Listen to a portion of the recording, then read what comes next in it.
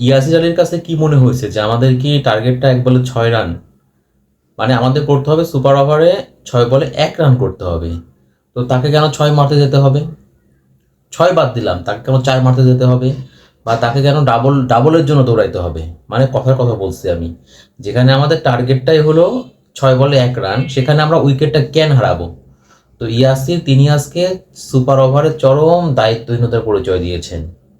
মানে তিনি তো অনেকদিন ধরেই তিনি ক্রিকেট খেলছেন, তার মধ্যে কি গেম অ্যাওয়ারনেসের যে ব্যাপারটা, মানে তিনি কি মানে বুঝতে পারছেন না যে আমাদের 6 বলে 1 রান করতে হবে? তো তিনি তাকে কেন মারতে যেতে হবে?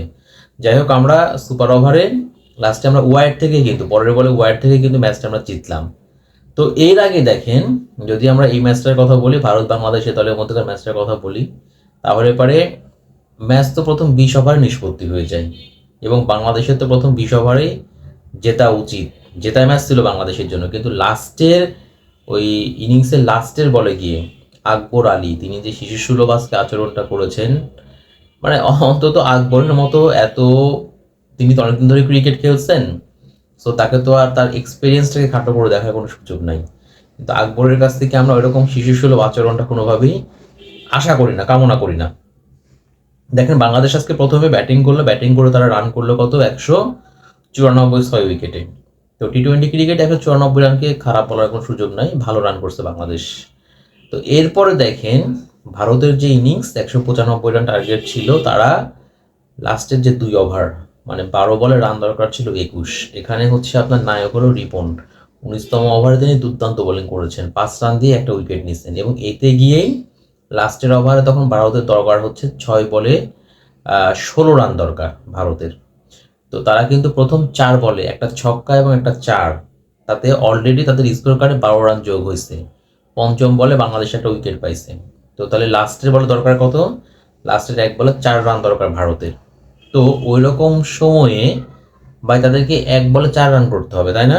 তার মানে যে ব্যাটারি ক্রিজে নামে উঠা কেন, তিনি চেষ্টা করুন বাউন্ডারি হাঁকানোর।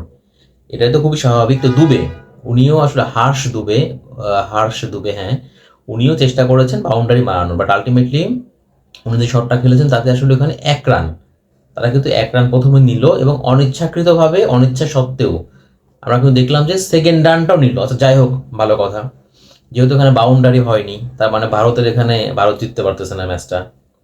তাহলে পারে যখন আকবর, উইকেট কিপার যখন আকবর, উনি যখন বলটা পেলেন, তাহলে পরে ওনার ওইরকমভাবে থ্রো করার, স্ট্যাম্প ভাঙার চেষ্টা করার কি কোনো দরকার ছিল? কোনো দরকার ছিল না, আশেপাশে কিন্তু কোনো ফিল্ডারও ছিল না।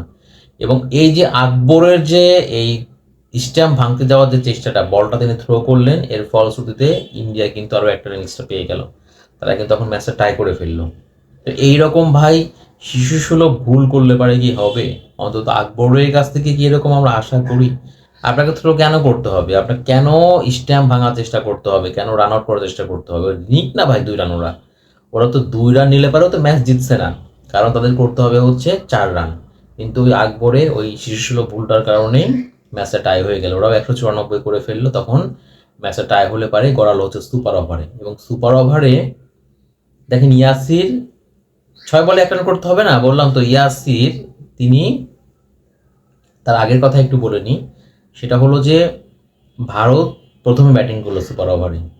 তো এই ম্যাচটাই কিন্তু আমাদের জয়ের নায়ক, সুপার ওভারের জয়ের নায়ক কিন্তু রিপন মণ্ডল, তিনি পরপর 2বার 2টা উইকেট নিয়েছেন, এবং এই 2টা উইকেট নেওয়ার কারণে আমাদের টার্গেট দেওয়া হলো হচ্ছে 1 রান। এইবার আপনি দেখেন ইয়াসিরের যে ব্যাপারটা দেখেন, উনি মারতে গিয়ে আউট হলেন প্রথম বলে। কোনো কি দরকার ছিল মারার ওইখানে? কোনো দরকার ছিল না। যাই হোক, পরের বলে কিন্তু আমরা ওয়াইড থেকে ম্যাচটা আমরা জিতছি, এবং ওই স্বস্তির ব্যাপারটা হচ্ছে প্রথম সেমিফাইনালে ভারতকে আমরা বিদায় করে দিলাম, বিদায় করে আমরা ফাইনালে গেলাম। বাট আলটিমেটলি ম্যাচটা কিন্তু কোনোভাবেই সুপার ওভারে যায় না, সুপার ওভারে যে কোনো কিছু হতে পারতো। তো যদিও আজকে আমাদের রিপন মণ্ডল খুবই ভালো বোলিং করেছেন, তিনি 19তম ওভারে 5 রান দিয়ে 1 উইকেট নিলেন। আবার দেখেন সুপার ওভারে তিনি 2বার 2টা উইকেট নিলেন। তো এই ম্যাচটাই সম্পূর্ণ জয়ের নায়কটা কিন্তু রিপন মণ্ডলকে দিতে হবে। বাট বললাম না, যদি আকবর আলী ওইরকম শিশুসুলভ আচরণটা না করতেন, তাহলে পরে ম্যাচটা সুপার ওভারে কোনোভাবেই যেত না। আর সুপার ওভারে গেল, সেখানে আবার আমরা ইয়াসির আলীর কাছ থেকে দায়িত্বহীন আমরা একটা ব্যাটিং দেখলাম, মানে মনে হচ্ছে 1 বলে 6 রান লাগবে, উনি 6 মারার চেষ্টা করছেন, তাই তিনি আউটও হলেন। এবং ওই যাই হোক আর কি, ভুল ত্রুটি ছিল ম্যাচে, আকবরের ভুল ছিল, ইয়াসিরের দায়িত্বের পরিচয় দিয়েছেন তিনি। বাট স্বস্তির বিষয় হচ্ছে যে আমরা ভারতকে বিদায় করে আমরা শেষ পর্যন্ত ফাইনালে উঠেছি আমরা, এটা হচ্ছে আমাদের জন্য স্বস্তির ব্যাপার।